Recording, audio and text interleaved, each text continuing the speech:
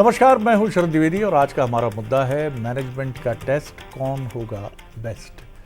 Management यानी प्रबंधन, और प्रबंधन चाहे घर का हो, चाहे ऑफिस का हो, चाहे किसी टीम का हो, खेल के मैदान में जो खेलती है, और या फिर पॉलिटिकल पार्टी का हो।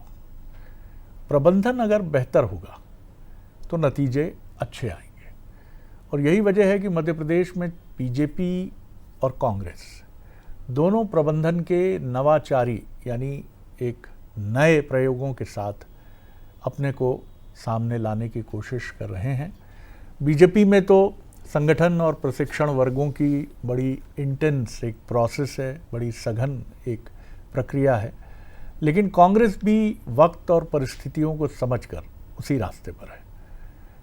कांग्रेस में जहां टैलेंट हंट है, तो बीजेपी में प्रशिक्षण वर्ग के दौरान जिस तरह से क्वेश्चन पेपर सेट किए जाते हैं जो मल्टी ऑप्शनल होते हैं, जिनमें एक से अधिक विकल्प होते हैं, उस तरह के प्रशिक्षण वर्ग के दौरान कार्यकर्ताओं को इस तरह के प्रश्नों का सेट दिया जाएगा जिनको वो भरकर वापस लौटाएंगे। यानी बात सही है कि आपको अपने कार्यकर्ताओं की सोच, उनकी योग्यता, जिसको हम कॉम्पिटिटिव एग्ज़ाम की ज़ुबान में कहते हैं एप्टीट्यूड टेस्ट, वो भी टेस्ट करने की तरफ अब पार्टी बढ़ रही है। और वजह ये है कि हर पॉलिटिकल पार्टी अब एक कंसल्टेंट रखती है, और ये वही कंसल्टेंट होते हैं जो बड़ी बड़ी कंपनीज़ या बड़े बड़े कैंपेन कैसे चलें और उसमें जुड़े हुए लोगों का किस तरह का एक प्रशिक्षण और टेस्ट किया जाए। तो ये भी एक कारण है कि अब राजनीतिक दल किसी बड़ी कॉरपोरेट कंपनी की तरह अपने कार्यकर्ताओं को भी उसी प्रशिक्षण के दायरे में लेने की कोशिश कर रहे हैं। आज बात मोटे तौर पर बीजेपी की है, लेकिन तय मानिए कि इसमें आपको कांग्रेस की छाया बराबर दिखेगी। तो आज इसी पर हमारी डिबेट है, और सबसे पहले देखिए हमारी रिपोर्ट और फिर डिबेट की तरफ। मध्य प्रदेश में चुनावी घड़ी भले ही अभी दूर हो, लेकिन सियासी पार्टियों ने अपनी तैयारी तेज कर दी है। बीजेपी हो या कांग्रेस, दोनों का फोकस अब संगठन और मैनेजमेंट पर है। 2027 के निकाय चुनाव और 2028 के विधानसभा चुनाव से पहले अब असली मुकाबला मैनेजमेंट का है। बीजेपी अपने संगठन को माइक्रो लेवल तक मजबूत करने में जुटी है। जिला स्तर पर प्रशिक्षण वर्ग शुरू हो रहे हैं, जहां नेताओं और कार्यकर्ताओं को पार्टी की रीति नीति समझाई जाएगी। खास बात यह है कि इस ट्रेनिंग के दौरान मोबाइल फोन पूरी तरह प्रतिबंधित रहेगा, मतलब पूरा फोकस सिर्फ सीखने और समझने पर होगा। इतना ही नहीं, बीजेपी इस दौरान अपने नेताओं से एक फीडबैक फॉर्म भी भरवाएगी, जिसके जरिए उनकी समझ, क्षमता और ट्रेनिंग का आकलन किया जाएगा। बीजेपी का ये पूरा मॉडल एक तरह से मैनेजमेंट टेस्ट है, जहां पहले ट्रेनिंग, फिर मूल्यांकन और उसके बाद दोबारा ट्रेनिंग दी जाएगी। देखिए, भारतीय जनता पार्टी कभी भी चुनावी राजनीति के आधार पर तैयारी नहीं करती। हम हमेशा जनता के बीच रहते हैं, जनता से जुड़े विषयों पर बातचीत करते हैं, सुशासन की बातचीत करते हैं, गरीब कल्याण की, जन कल्याण की बातचीत करते हैं। हाँ, निश्चित तौर पर समयकाल परिस्थिति के आधार पर जब चुनाव की प्रक्रिया प्रारंभ होती है तो समय पूर्व जो तैयारियों की अपेक्षित होती है उन पर हम काम करते हैं, क्योंकि हमारा ये राजनीतिक और नैतिक धर्म है। इसके साथ ही बीजेपी कार्य समिति में संतुलन साधने की तैयारी है। इस बार बड़े जिलों के साथ ही छोटे जिलों से नेताओं को मौका मिलेगा, तो महिलाओं की भागीदारी भी बढ़ाने की रणनीति बनाई जा रही है। साफ है कि संगठन को जमीनी स्तर से लेकर शीर्ष तक मजबूत करने की कवायद जारी है। वहीं कांग्रेस भी अब संगठन में नए प्रयोग कर रही है। पार्टी टैलेंट हंट के जरिए नए चेहरों को मौका देने की तैयारी में है, जहां लिखित परीक्षा और इंटरव्यू के आधार पर सिलेक्शन हो रहा है। संगठन स्तर पर भी कांग्रेस लगातार नवाचार कर रही है। कांग्रेस का फोकस भी साफ है, संगठन में योग्य और सक्रिय नेताओं को आगे लाना। कांग्रेस पार्टी अपने संगठन सृजन के व्यापक दौर से गुजर रही है। ब्लॉक स्तर तक, जिले से नीचे ब्लॉक स्तर तक और ब्लॉक से नीचे मंडलम तक हमारी संरचना हो चुकी है। बहुत जल्दी पंचायत की संरचना पूर्ण हो जाएगी और उसके बाद भारतीय जनता पार्टी से दो हाथ होंगे। कुल मिलाकर दोनों ही पार्टियां अब चुनाव से पहले सिस्टम और मैनेजमेंट को दुरुस्त करने में जुटी हैं। बीजेपी जहां ट्रेनिंग और मूल्यांकन मॉडल पर काम कर रही है, तो वहीं कांग्रेस भी नए टैलेंट को आगे लाने की कवायद में जुटी है। अब देखना होगा कि मैनेजमेंट के इस टेस्ट में 2027 और 2028 की चुनावी जंग में कौन बेस्ट साबित होगा। तो आपने देखा कि किस तरह से चीज़ें आगे बढ़ रही हैं और बीजेपी और कांग्रेस दोनों कोशिश कर रहे हैं। हमारे सवाल देखिए, क्या 2028 के विधानसभा चुनाव में ये पार्टियों के मैनेजमेंट का भी टेस्ट होगा? क्या बीजेपी का ट्रेनिंग और मूल्यांकन मॉडल चुनावी बढ़त दिला पाएगा? क्या कांग्रेस का टैलेंट हंट और नवाचार संगठन में नई ऊर्जा भर पाएंगे? ये हमारे सवाल हैं। और चलिए अब चलते हैं मेहमानों की तरफ। स्टूडियो में मेरे साथ हैं कांग्रेस के युवा नेता स्पोक्स पर्सन अवनीश बुंदेला जी, बहुत स्वागत करता हूं। अजय धवले जी हैं, युवा नेता, प्रवक्ता और बहुत ही एक ऐसे एडवोकेट जो बड़ी दक्षता से आगे बढ़ रहे हैं, उनका स्वागत है। और वरिष्ठ पत्रकार, राजनीतिक विश्लेषक चैतन्य भट्ट जी हमारे साथ हैं, उनका भी स्वागत है। चैतन्य जी, अगर हम देखें संगठनात्मक योग्यता और नई परिस्थितियों के अनुसार ढलने की बात, तो मुझे एस्ट्रोटर्फ याद आता है जो 80 के दशक में जब यूरोपियन देशों के मार्फत भारत में भी पहुंचा। उसके पहले हमारे खिलाड़ी प्राकृतिक घास पर खेलते थे और दुनिया में हमारा डंका बजता था हॉकी में। अब बीजेपी कुछ वैसी ही एक पार्टी हो गई है जिसने आधुनिक तौर तरीकों के हिसाब से अपने को ढाला, एस्ट्रोटर्फ पर खेलना शुरू किया। लेकिन कांग्रेस और दूसरी पार्टियां एस्ट्रोटर्फ की आदत नहीं डाल पाई अभी तक। तो निश्चित तौर पर एक बड़ी छलांग बीजेपी की हो गई। हालांकि तमाम पार्टियां अब एस्ट्रोटर्फ पर खेलने की पूरी कोशिश कर रही हैं और विश्वास भी है कि आगे जाकर वो भी बेहतरीन प्रदर्शन करेंगी। कैसे देखते हैं आप इस तुलना को मैनेजमेंट की? जी देखिए शरद जी, किसी भी राजनीतिक दल में संगठन सबसे महत्वपूर्ण होता है, क्योंकि संगठन ही एक ऐसा रास्ता है जो पार्टी को सत्ता की सीढ़ी तक पहुंचाता है। जाहिर सी बात है कि भारतीय जनता पार्टी ने अपने संगठन को बहुत मजबूत किया है और लगातार वो करती जाती है, नए नए प्रयोग करती है, नए नए प्रबंधन करती है, मैनेजमेंट किस तरह से हो पार्टी में, वो सब करती है। जहाँ तक कांग्रेस की बात है तो कांग्रेस में अभी संगठन कमजोर है, लेकिन अभी जो जिस तरह से कांग्रेस अपने संगठन को मजबूत करने का प्रयास कर रही है, जैसे अभी आपने बताया कि टैलेंट हंट, उसमें तमाम जो स्पोक्स पर्सन हैं या रिसर्चर हैं या सोशल मीडिया पे जो लोग बहुत अच्छे से काम कर रहे हैं, उन सब का इंटरव्यू किया गया है और उसमें ये देखा गया कि कौन किसके लायक है।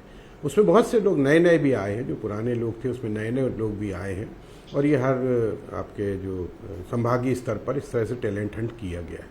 तो इसका मतलब है कि कांग्रेस भी अभी समझ चुकी है कि बिना संगठन के आप किसी भारतीय जनता पार्टी जैसी मजबूत पार्टी से लड़ाई नहीं लड़ सकते। अभी जैसे संगठन सृजन की बात की थी भूपेंद्र गुप्ता जी ने, तो संगठन सृजन का भी काम चल रहा है, आंदोलनों की बात चल रही है। क्योंकि देखिए, किसी भी पॉलिटिकल पार्टी को अगर आपको परास्त करना है, अगर आप विरोध में हैं, तो आपको उन तमाम रास्ते अपनाने होंगे जिससे वो पार्टी, सामने वाली पार्टी आज इतने लंबे समय से काबिज है सत्ता पर। तो कांग्रेस की ये कोशिश है।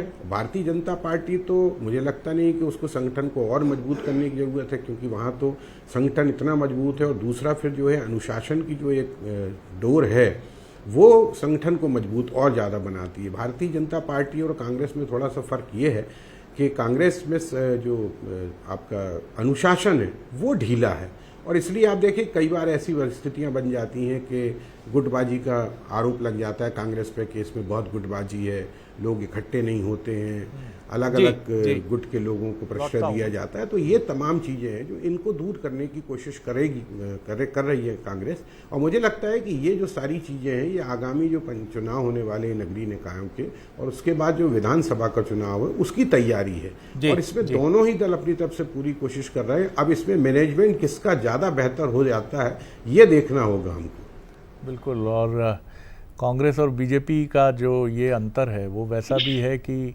परंपरा से आने वाली, जैसे एक चौधरी की हवेली है कि यहाँ पिताजी ने, मुखिया ने जो कह दिया वो तमाम पुत्रों को मान्य होगा।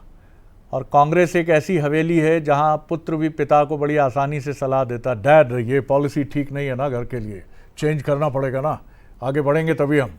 तो ये अंतर है कांग्रेस और बीजेपी का, और बखूबी अनुशासन बीजेपी का दबदबा भारी हो जाता है। कैसे देखते हैं अवनीश जी, काफ़ी कोशिश आपके यहाँ हो रही है, आप खुद टैलेंट हंट से निकले हैं और कांग्रेस लगातार कोशिश कर रही है, और जिस तरह से आप लोगों की बातें सामने आती हैं कि पार्टी, चाहे दिल्ली पर बात करें राहुल जी की या मध्य प्रदेश में बात करें जीतू जी, उमंग जी, तमाम नेताओं की कोशिशें बहुत हैं, और बीजेपी की इन कोशिशों के बरक्स इसके सामने आपकी तैयारी।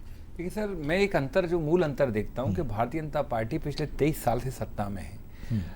सर ठीक है, अच्छी बात है कि आप अपने संगठन को मजबूत करने के लिए निरंतर आप प्रशिक्षण करिए, बैठकें करिए, कोई बुराई नहीं है सर। लेकिन मुझे लगता है सत्ताधारी दल की जब वो सरकार में जाता है तो एक सबसे बड़ी जिम्मेदारी बनती है कि जो आपने चुनावी वादे किए हैं या जो आप कहकर सत्ता में आए थे या जो आप पिछले कई सालों से कह रहे हो कि हम खेती को लाभ का धंधा बनाएंगे, हम किसानों की आय दुगनी करेंगे, मतलब आपको किस बात का डर है? आप एक तरफ, हम मानते सर, देखिए आज की तारीख में हमारे पास खोने के लिए कुछ नहीं बचा है। हमारे 64 विधायक हैं, उसमें भी 2-3 के ऊपर इन्होंने तलवार लटका दी है ना। तो अब सर ये बताएं, ये क्या चाहते हैं? मतलब आप मुझे बताएं, क्या विपक्ष पूरी तरह से खत्म करना चाहते हैं? आज देखें सर कि एक राज्यसभा सीट के लिए हम देख रहे हैं कि मध्य प्रदेश में कितनी ज़्यादा परेशानी आ रही कांग्रेस को, मतलब अंत में कहानी वही है। तो सर हम ये कहते हैं कि हम तो एक अच्छे मित्र की तरह सलाह देना चाहते हैं भाजपा को कि भैया अब अभी समय है आपके पास कि आपने जो वादे किए हैं आप उनको पूरा करो, जनहित के काम करो। ये चुनाव, हमेशा चुनावी मोड से रहने से आप बाहर आओ थोड़े से। अभी 5 राज्यों के चुनाव हुए हैं, मुझे मालूम है कांग्रेस के भी भाजपा के भी कई सारे लोग उनमें प्रभारी बन के गए हैं, आसम में, केरल में। मतलब ठीक है, हम तो सर विपक्ष में, आप सत्ता में हो। अभी आप देखो 40-42 डिग्री टेम्परेचर में किसानों की मांगों के लिए लेकर कौन सर? हम लोग हैं, ये लोग नहीं हैं। ये आज भी वही हम पर आरोप लगाते हैं कि एसी कमरों का। सर आप लोग प्लानिंग कर रहे हो एसी कमरों में बैठ के क्या और क्या कर लें? भैया हमारा निवेदन ये है, और हमको थोड़ा कॉपी करना बंद करिए। हर चीज में आप हमको कॉपी करते, कॉपी कैट। मैं अगर शुरुआत से चलूं सर, जो प्रवक्ताओं का एक सेंट्रलाइज सिस्टम था ना सर डिबेट का, पहले तो आप लोग किसी को भी बुला लेते थे सर। ये सबसे पहले हमने कमलनाथ जी के समय एक पीयूष बबेले जी थे तो वो लेकर आए थे, बीजेपी ने पहले उसका माखौल उड़ाया, आज बीजेपी उसको कॉपी करने लगी। सर टैलेंट हंट की बात आई, पहले इनने उसका माखौल उड़ाया, सर आज ये भी उसमें जीतू पटवारी जी संगठन सृजन लेके आए, और जीतू पटवारी जी ने संगठन सृजन से जिस ढंग से पार्टी को नए ढंग से गढ़ने का प्रयास किया सर, उसके लिए मैं उनका अभिनंदन करता हूँ। और मुझे लगता है भाजपा उससे भी टेंशन में आगे भी जीतू पटवारी जी को सर कॉपी करने लगे। आप देखें दोनों की फोटो देखें ना स्क्रीन पर, जीतू पटवारी जी और हेमंत खंडेलवाल। मैं कहता हूं हेमंत खंडेलवाल जी बहुत सीजन पॉलिटिशियन है, बहुत अच्छे व्यक्ति सब हैं, लेकिन सर अगर मैं तुलना करूं जीतू जी की एनर्जी लेवल में, हेमंत खंडेलवाल जी की एनर्जी लेवल में, और साथ ही साथ दोनों के सर बोलने की क्षमता में, तो सर मुझे लग रहा है सर इस जगह जीतू पटवारी जी थोड़ा स्कोर ज्यादा करेंगे हेमंत जी। ये चुनाव के नतीजे हाँ, बताएंगे। वो सर देखिए चुनाव के नतीजे तो सर अंत में सर कहानी तो वहीं आके आती है, कैप्टन कितना कुशल है और आपने क्या स्कोर किया है, वो हाँ, तो बस ये उस पर है, क्योंकि स्वीकार करता हूँ। आईपीएल में जैसे हम देखते हैं कि कई बड़े खिलाड़ी जिनकी बड़ी कीमत होती है, उनके बजाय अब तो ट्रेंड ये है कि नए चेहरे ज़्यादा बेहतरीन कर रहे हैं, तो परफॉर्मेंस ही सब कुछ है। कैसे देखते हैं अजय जी? आपने बातें सुनी हमारे इंडिपेंडेंट ऑब्जर्वर की भी और अवनीश जी की भी, और आपके यहाँ भी कोशिशें हैं, प्रश्न पत्र भी दिया जाएगा, परफॉर्मेंस का मूल्यांकन तो आपके यहाँ की एक सतत निरंतर चलने वाली प्रक्रिया है ही जी। शरद जी, सर्वप्रथम तो मेरे मित्र अवनीश जी ने इतने लूज बॉल्स दिए कि उसके ऊपर काफी अच्छी चर्चा हो सकती है, लेकिन मुझे लगता है आज का विषय आपने बहुत अच्छा चुना है। सार्थक चर्चा होनी चाहिए, वैल्यू ओरिएंटेड डिबेट होना चाहिए। तो जो विषय है कि शरद जी, आज भारत की राजनीति में, और हम यदि स्वस्थ लोकतंत्र की बात करें तो सारे राजनीतिक दलों ने अपने अपने परिप्रेक्ष्य में अच्छा परफॉर्म करना चाहिए, तभी हमारा लोकतंत्र स्वस्थ रहेगा। ये सत्ता पक्ष भी चाहता है और विपक्ष भी ये चाहता है कि सत्ता पक्ष भी अच्छे से राजनीति करे। लेकिन कहीं ना कहीं अभी हम देखते हैं कि जैसे मेरे मित्र अवनीश जी कह रहे थे कि चुनाव जीतना ही पूरे टाइम भारतीय जनता पार्टी चुनावी मोड में क्यों रहती है, तो प्रत्येक राजनीतिक दल का एक एजेंडा होता है, उस एजेंडा को आप चुनाव के माध्यम से सरकार बनाकर ही स्थापित कर सकते हो। भारतीय जनता पार्टी की स्थापना या जनसंघ की स्थापना से हमारे जो एजेंडाज रहे हैं, चाहे हम भव्य दिव्य राम मंदिर के निर्माण की बात करें, हम आर्टिकल 370 के एब्रोगेशन की बात करें, हम यूनिफॉर्म सिविल कोड के एग्जीक्यूशन की बात करें, हम इन एजेंडा से कभी विचलित नहीं हुए। दूसरा जो सबसे बड़ा एक विषय है कि क्या मूल्यों आधारित राजनीति की आज देश में जगह है, तो निश्चित रूप से आपको देश में ऐसे गिने चुने ही राजनीतिक दल दिखेंगे जिन्होंने जिन प्रिंसिपल्स के ऊपर राजनीति शुरू की थी उन प्रिंसिपल के ऊपर वो आज भी अड़िग है। जो अपने रास्ते से भटक गए उन दलों की आज स्थिति क्या है हम देख रहे हैं। हमारे सामने तृणमूल कांग्रेस का अभी उदाहरण है कि कैसे एक राजनीतिक दल अच्छी राजनीति करके सत्ता में बार बार आया, फिर उसने हिंसा को अपना लिया, आज उसकी स्थिति हम क्या हो गई हम देख रहे हैं। उसी प्रकार की कांग्रेस में भी जिस प्रकार की हम बातचीत करते हैं, तो देखिए कांग्रेस भारतीय जनता पार्टी हमेशा से एक अच्छा विपक्ष चाहती है, क्योंकि सत्ता पक्ष को यदि बेहतर करना है तो एक अच्छा क्रिटिक भी होना चाहिए। लेकिन हमारा जो विपक्ष है, मुख्य विपक्षी दल है, उसकी राजनीति इन के इन प्रकार व्यक्तियों के ऊपर टारगेट करने वाली हो जाती है। वो देश के लिए क्या वैल्यू एडिशन करना है, किन चीजों पे देश की संसद में डिबेट होना चाहिए, उससे इतर आप देखेंगे कि ऐसे अन्य विषय लाता है। हमारे लीडर ऑफ अपोजिशन ऐसे ही टॉक करते हैं, वो जो जनता को नहीं समझती। तो जब मूल्यों आधारित राजनीति की बात करते हैं, एक हेल्दी डिस्कशन की बात करते हैं, हेल्दी डेमोक्रेसी की बात करती है, तो राजनीतिक दलों को परफॉर्म करना पड़ेगा। भारतीय जनता पार्टी के ऊपर जैसा कि चैतन्य भट्ट जी ने कहा कि एक अनुशासित दल होने का हमें इसलिए भी लाभ मिलता है कि हम एक विचार के प्रति समर्पित कार्यकर्ता है और कांग्रेस एक परिवार के प्रति समर्पित दल है। तो विचार और परिवार की जब लड़ाई होगी तो निश्चित रूप से विचार ही जिंदा रहेगा, विचार ही आगे चले जाएगा। नेता तो अनेक आते रहेंगे। आदरणीय श्यामा प्रसाद मुखर्जी ने जो यात्रा शुरू की थी, अटल जी ने आगे बढ़ाया, अडवाणी जी ने आगे बढ़ाया, आज आदरणीय प्रधानमंत्री जी लेके जा रहे हैं, अमित शाह जी लेके जा रहे हैं। तो आपको व्यक्तित्व बहुत मिलेंगे, लेकिन व्यक्तित्व से ऊपर कभी भी कोई विचार होना चाहिए और वो विचार आगे चलते रहना चाहिए। चैतन्य जी, एक और बड़ी महत्वपूर्ण बात है कि ये कहा जाता है कि नेचुरल टैलेंट सब पर भारी पड़ता है। आप कितनी भी चीज़ें सीख लें, कितने मैकेनाइज प्रोसेस से आएँ, जैसे भारतीय सिनेमा में आप देखें, मैं कोई तुलना ऐसी नहीं कर रहा हूँ और ना इसमें कोई ऊंचा और नीचा दिखाने की कोशिश है।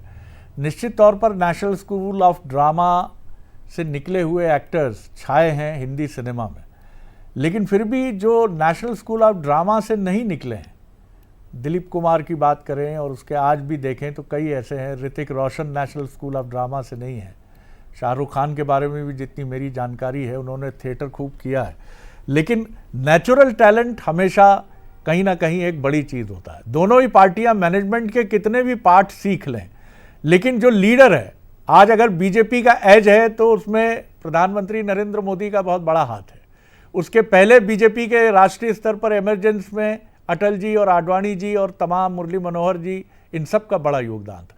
और कांग्रेस के साथ भी यही है, जवाहरलाल जी से लेके लाल बहादुर जी से लेके इंदिरा जी तक। तो इसको आप कैसे देखते हैं? दोनों पार्टियां मैनेजमेंट में इतनी ना उलझ जाएं कि नेचुरल टैलेंट को भूल जाएं।